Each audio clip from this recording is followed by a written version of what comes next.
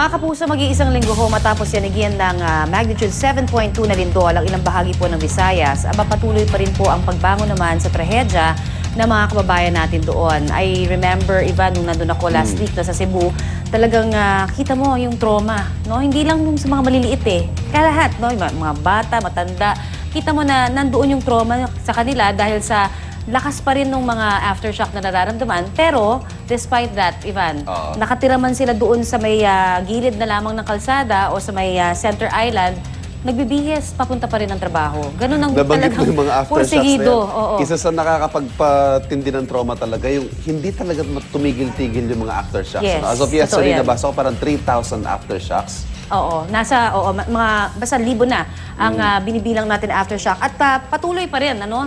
Yung nararamdaman, kanina lang, yun yung na-report ni Susan dyan sa Bohol. Pero tulad nga na nabanggit mo, hindi basta maitutumba ng kahit anong pagyanig o aftershock yung human spirit, ika nga yung paglaban ng ating mga kababayan dyan sa Bohol at sa Cebu. At alamin natin na, Connie, ang latest mula dyan. Naroon po ang ating kasamang si Susan Enriquez. Susan?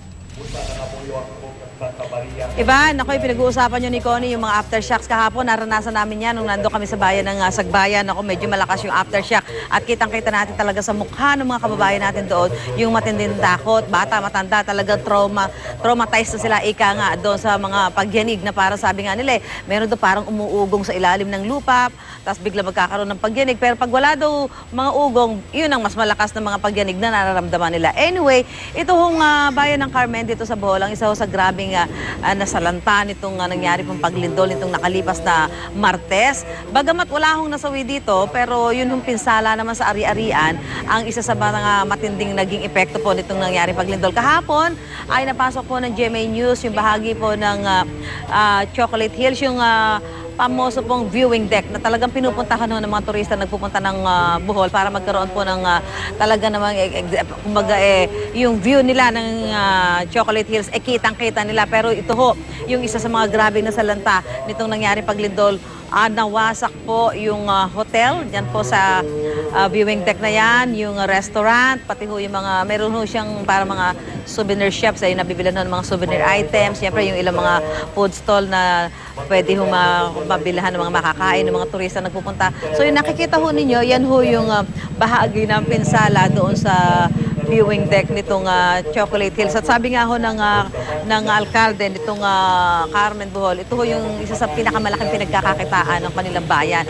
Dahil 70% na kinikita mula po dito sa Chocolate Hills ay napupunta sa local government. Samantalang ang 30% naman ay napupunta po dito sa provincial government. So sabi ho nila, malaking dagok sa kanila to. Pero ang malaking ipinagpapasalamat ho nila, bagamat napinsala yung pangunahing pinagkakakitaan po ng bayan ng Carmen, wala naman hong nasawi sa kanilang mga kababayan. Pero sa talaho nila ngayon ay maabot to sa 1,000 kabahayan. Ang totally damage, ibig sabihin ho, hindi na maaaring balikan ng mga nakatira doon. Kailangan ho talaga i-demolish na, totally di-demolish, tatayuan ng panibagong bahay. Samantalang aabot naman ho sa may 4,000 bahay yung sinasabi yung nilang partially damaged. Nagkaroon ho ng pinsala at kailangang kumpunihin para ho matirahan pa muli ng kanilang para makumpunihin at matirahan huli ng mga residente. Sabi ho nitong si Mayor Jun Toribio ng Carmen Bohol, itong Chocolate Hills kapag kapanahon po ng yung tinatawag na peak season, umaabot ho sa may 4,000 turista ang pumupunta dyan. At kung naman ganito ho yung hindi ho peak season, gaya ho ngayong mga panahon ito, ay mga 1,000 ho ang pumupunta dyan. Nakikita ho ninyo, isa lamang ho doon sa mga burol na nakita ho nating halos mabiyak dahil ho doon sa lakas ng paglindol na naranasan dito ho sa Bohol. Yan ho nakikita natin dyan ho sa may bahagi na yun ng Sagbayan. Ang Sagbayan po ay karugtong po nitong Carmen, kaya meron din ho mga burol dyan na nakikita kung ikaw ay pupunta doon sa viewing deck nitong Chocolate Hills. Ngayon ho, ay nagkaroon ho tayo ng pagkakataon na makausap. Yan yung nakikita ho natin yung daan, paakyat ho dyan sa viewing deck. Yan ho yung yung may mga stairs ho dyan na inaakit ho ng mga turista para maganda ho yung kanilang pagpapapicture, para mga souvenir photo, pero yun ho yung grabe na pinsala. Sabi nga ho ni Mayor, medyo matatagalan at malaking halaga yung kakailanganin para ma-restore, maibalik at may mapuntahan muli yung mga turista dito ho sa Carmen Bohol at makita ho itong magnificent view nitong Chocolate Hills. Na ito ho bahagi ng ating panayam dito kay Mayor June Toribio ng Carmen Bohol. Masasabi naming medyo malaki din ang damage, pero masasabi naming swerte pa rin kami kumpara sa ibang bayan. Kasi sa awa ng Diyos, wala tayong casualty dito, although napakadaming mga na-damage na property.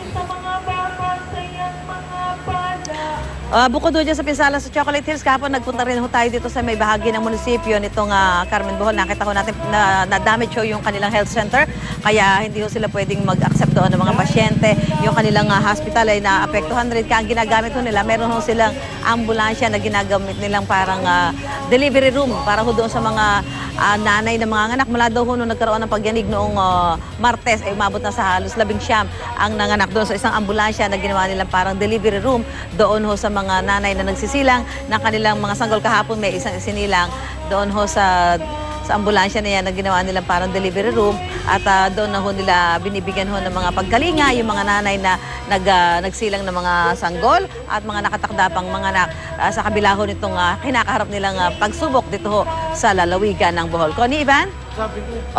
Susan, lahat ba ng tao dyan sa Carmen, sa kinatatoyan mo, naabot na ng tulong? Alam mo, Ivan, sinasabi, kausap natin si Mayor Toribio, no? Sabi naman niya, kahit pa paano, nabibigyan naman daw nila ng tulong yung mga nasa evacuation center. So, ang ginagawa niya ay pumupunta siya sa mga barangay para maihatid yung tulong doon sa mga hindi pumupunta sa mga evacuation center. Although may binabanggit si Mayor kahapon na mayroon pang mga ibang barangay na hindi pa nila masyado napupuntahan dahil nga doon sa may mga landslide pa, may mga balakid pa para mabigyan nila ng tulong, ano. Pero gumagawa sila ng paraan para marating yung mga ito at maibigay yung tulong na kinakailangan ng ating mga kababayan na naapektuhan po nitong nangyaring paglindol. Samantala dito sa ating kinalalagyan ngayon sa bahagi po nitong Lobok Bohol, nakikita ho natin sa pinaka-plaza po ay ayan, baby pala muna, yung baby na inabutan natin kahapon dyan pa rin sa may Carmen Bohol na insinilang ho dyan. Samantala ngayon sa Lobok Bohol, ito po, itong pinaka-plaza, meron hong nangyayaring misa ngayon. At ito ho, dahil nga doon sa nangyaring pinsala dito sa likod ko, nakikita ho nyo yung Lobok Church, matinding yung pinsala, talagang kung titingnan mo, halos wala na ho talaga mapapakinabangan sa simbahan. Sabi nga ho ni Father Lopena kahapon, parang kung siya ho masusunod magtayo na lang sila ng bagong simbahan. Pero yan ho, depende sa magiging pagpapasya ng mga parishioners, ng mga mamamayan dito ho sa Lobok Bohol. Dahil nga ho, itong simbahan ito, 411 years na po ang tanda ng simbahan ito. Kaya napakalapit na ho sa puso nito nung ating mga kababayan dito ho. Hindi lang sa mga taga-Lobok, kundi sa mga taga-Bohol at maging sa mga Pilipino na dumarayo ho dito para makita yung mga matatandang simbahan na dito ho sa bahagi ng Bohol. So nagaganap ho ngayon ang isang misa dito ho sa plaza, sa harap lamang ho nitong Lobok Church. At ito sa kabila ho ng mga pagsubok na ito na kinakaharap ho ng ating mga kababayan dahil nga po sa nangyaring paglindol nitong nakalipas na Martes. Ivan, Tony? Maraming salamat, Susan Enriquez.